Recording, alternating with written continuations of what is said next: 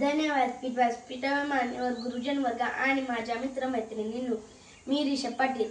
आज मी माझ्या मामाच्या गावाबद्दल बोलणार आहे. जुग जुग जुग जुग आगीन गाडी, दुरांच्या रेषा हवेत सोरी, पलती धारी पाहूया, मामाच्या गावाला जाऊया जाऊया, मामाच्या गावाला जाऊया.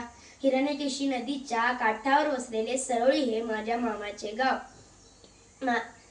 या नदीतील पाणी शेती व पिण्यासाठी वापरले जातात. माझ्या मामाच्या गावात खूप मंदिर आहे. त्यातील मला आवडणारे मंदिर म्हणजे बाळेश्वरी मंदिर, कारण ते निसर्गाच्या सानिध्यात वसलेले आहे.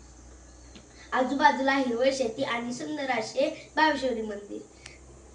तेथे मन खूप प्रसन्न वाटते. माझ्या मामाच्या गावात तळे, नदी, विहीर आहेत.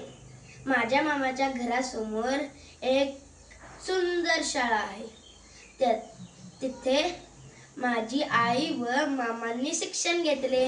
माझ्या मामाच्या घरामागे एक मोठे मैदान आहे. तिथे सायंकाळी मुले क्रिकेट खेळायला येतात. माझ्या मामाच्या घरात गाय, म्हैस, कोंबड्या पाळलेल्या आहेत. माझ्या मामाच्या घरात आई, बाबा, मामा, मामी असे छोटेसे परिवार आहे.